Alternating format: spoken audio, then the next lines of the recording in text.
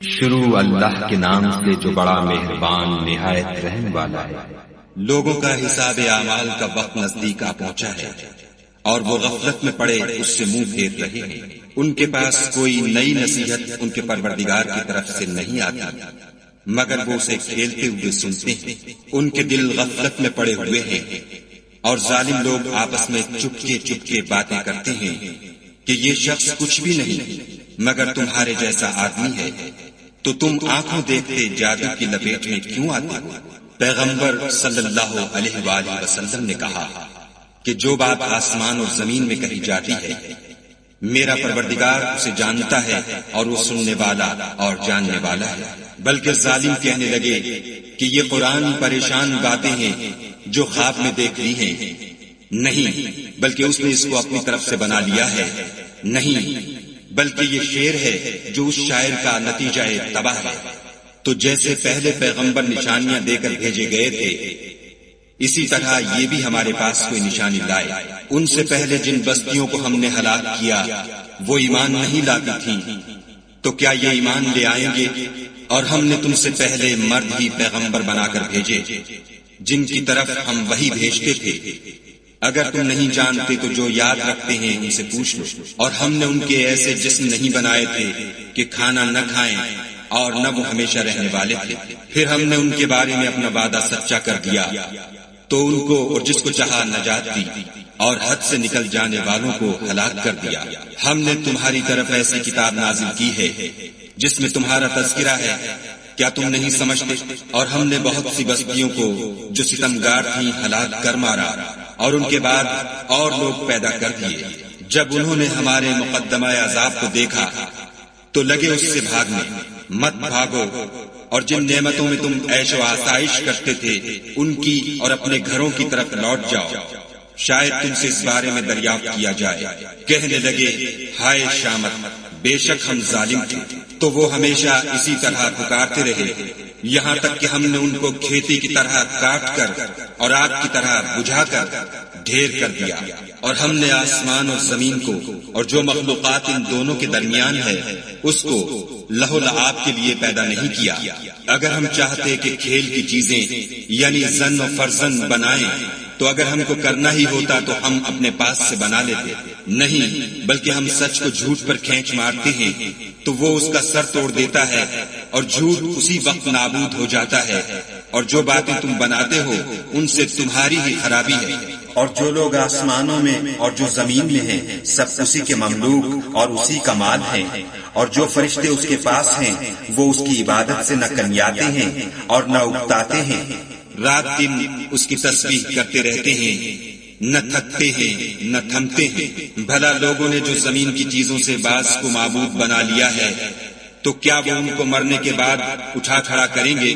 اگر آسمان اور زمین میں خدا کے سوا اور معبود ہوتے تو زمین و آسمان درہم برہم ہو جاتے۔ جو باتیں یہ لوگ بتاتے ہیں خدا مالک عرش ان سے پاک ہے۔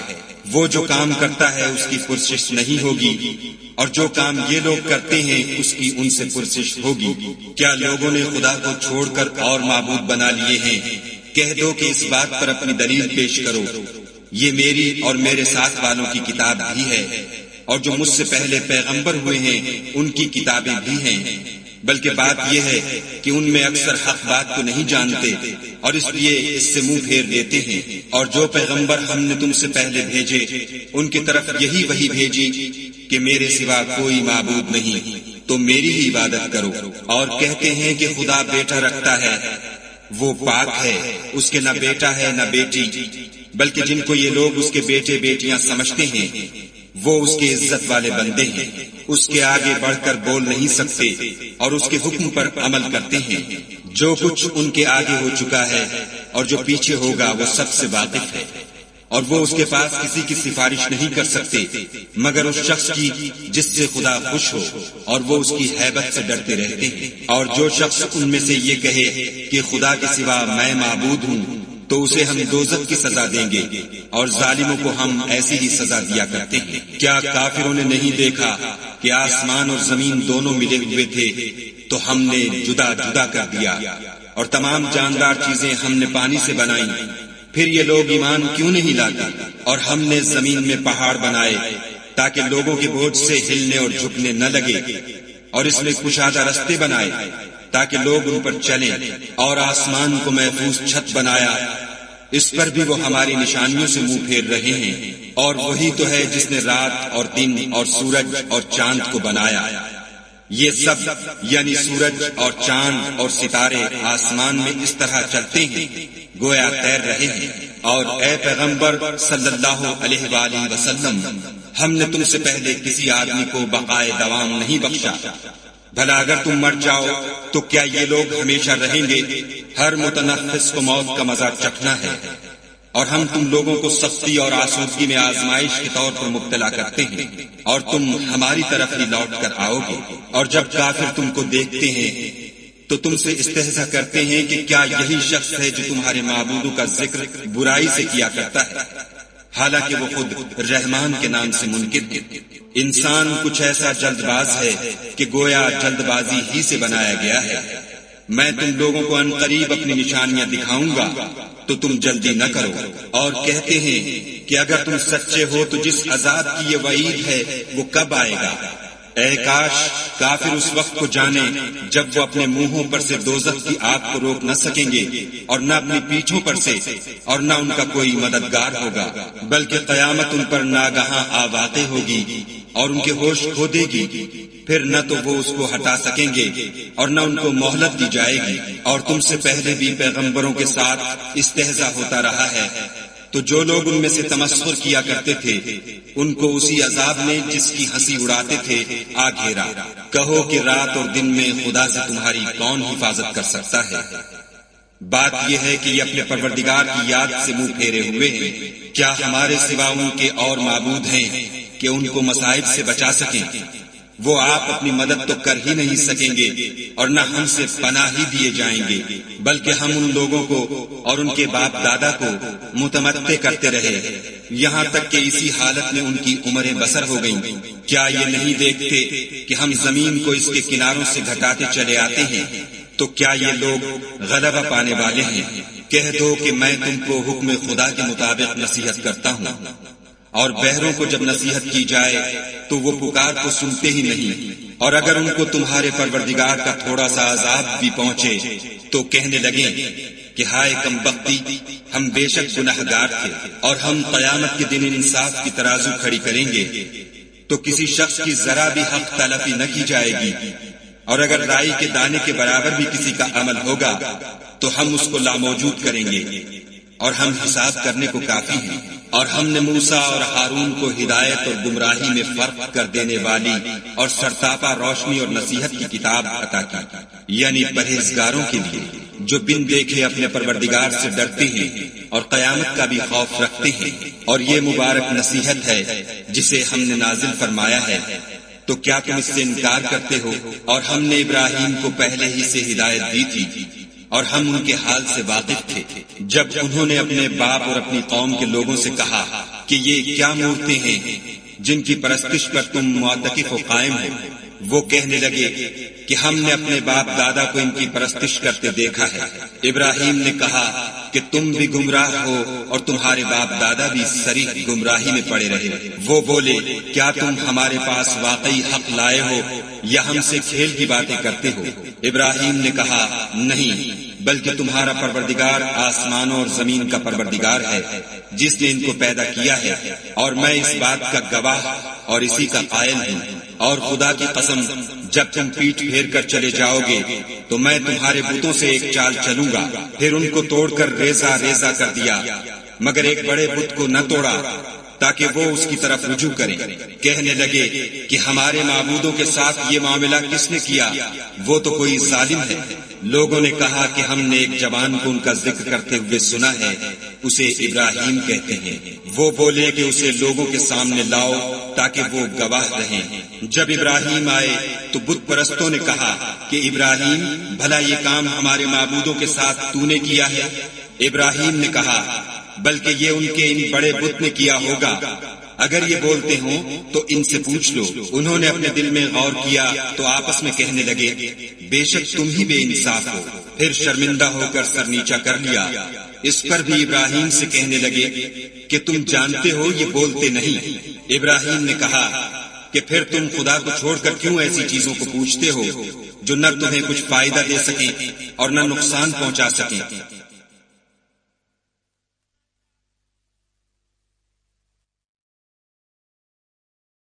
تف ہے تم پر اور جن کو تم خدا کے سوا پوچھتے ہو ان پر، کیا تم عقل نہیں رکھتے؟ تب وہ کہنے لگے کہ اگر تمہیں اس سے اپنے معبود کا انتقام لینا اور کچھ کرنا ہے تو اس کو جلا ڈالو اور اپنے معبودوں کی مدد کرو۔ ہم نے حکم دیا اے آگ سرد ہو جا اور ابراہیم پر موجب سلامتی بن جا۔ ان لوگوں نے برا تو ان کا چاہا تھا مگر ہم نے انہی کو نقصان میں ڈال دیا، اور ابراہیم اور لوط کو اس سرزمین کی طرف بچا نکالا جس میں ہم نے اہل عالم کے لیے برکت رکھی تھی، اور ہم نے ابراہیم کو اسحاق عطا کیے اور مستزاد برآں یعقوب اور سب کو نیک کیا، اور ان کو پیشوا بنایا کہ ہمارے حکم سے ہدایت کرتے تھے، اور ان کو نیک کام کرنے اور نماز پڑھنے اور زکوٰۃ دینے کا حکم بھیجا، اور وہ ہماری عبادت کیا کرتے تھے۔ اور لوط کا قصہ یاد کرو جب ان کو ہم نے حکم یعنی حکمت و نبوت اور علم بخشا، اور اس بستی سے جہاں کے لوگ گندے کام کیا کرتے تھے بچا نکالا۔ بے شک وہ برے اور بد کردار لوگ تھے، اور انہیں اپنی رحمت کے محل میں داخل کیا، کچھ شک نہیں کہ وہ نیک کرداروں میں تھے۔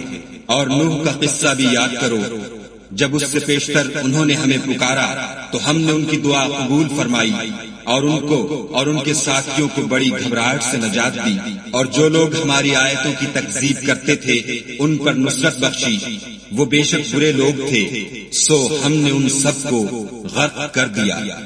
اور داؤد اور سلیمان کا حال بھی سن لو کہ جب وہ ایک کھیتی کا مقدمہ فیصل کرنے لگے جس میں کچھ لوگوں کی بکریاں رات کو چر گئی اور اسے روند گئی تھی، اور ہم ان کے فیصلے کے وقت موجود تھے، تو ہم نے فیصلہ کرنے کا طریق سلیمان کو سمجھا دیا، اور ہم نے دونوں کو حکم یعنی حکمت و نبوت اور علم بخشا تھا، اور ہم نے پہاڑوں کو داؤد کا مسخر کر دیا تھا کہ ان کے ساتھ تسبیح کرتے تھے، اور جانوروں کو بھی مسخر کر دیا تھا، اور ہم ہی ایسا کرنے والے تھے۔ اور ہم نے تمہارے لیے ان کو ایک طرح کا لباس بنانا بھی سکھا دیا تاکہ تم کو لڑائی کے ضرر سے بچائے، بس تم کو شکر گزار ہونا چاہیے۔ اور ہم نے تیز ہوا سلیمان کے تابع فرمان کر دی تھی جو ان کے حکم سے اس ملک میں چلتی تھی جس میں ہم نے برکت دی تھی یعنی شام، اور ہم ہر چیز سے خبردار ہیں۔ اور دیووں کی جماعت کو بھی ان کے تابع کر دیا تھا کہ ان میں سے بعض ان کے لیے غوطے مارتے تھے اور اس کے سوا اور کام بھی کرتے تھے، اور ہم ان کے نگہبان تھے۔ اور ایوب کو یاد کرو جب انہوں نے اپنے پروردگار سے دعا کی کہ مجھے ایذا ہو رہی ہے اور تو سب سے بڑھ کر رحم کرنے والا ہے، تو ہم نے ان کی دعا قبول کر لی، اور جو ان کو تکلیف تھی وہ دور کر دی، اور ان کو بال بچے بھی عطا فرمائے، اور اپنی مہربانی سے ان کے ساتھ اتنے ہی اور بخشے۔ اور عبادت کرنے والوں کے لیے یہ نصیحت ہے۔ اور اسماعیل اور ادریس اور ذوالکفل کو بھی یاد کرو، یہ سب صبر کرنے والے تھے، اور ہم نے ان کو اپنی رحمت میں داخل کیا، بلا شبہ وہ نیکوکار تھے۔ اور ذوالنون کو یاد کرو جب وہ اپنی قوم سے ناراض ہو کر غصے کی حالت میں چل دیے اور خیال کیا کہ ہم ان پر قابو نہیں پا سکیں گے، آخر اندھیرے میں خدا کو پکارنے لگے کہ تیرے سوا کوئی معبود نہیں، تو پاک ہے اور بے شک میں قصوروار ہوں۔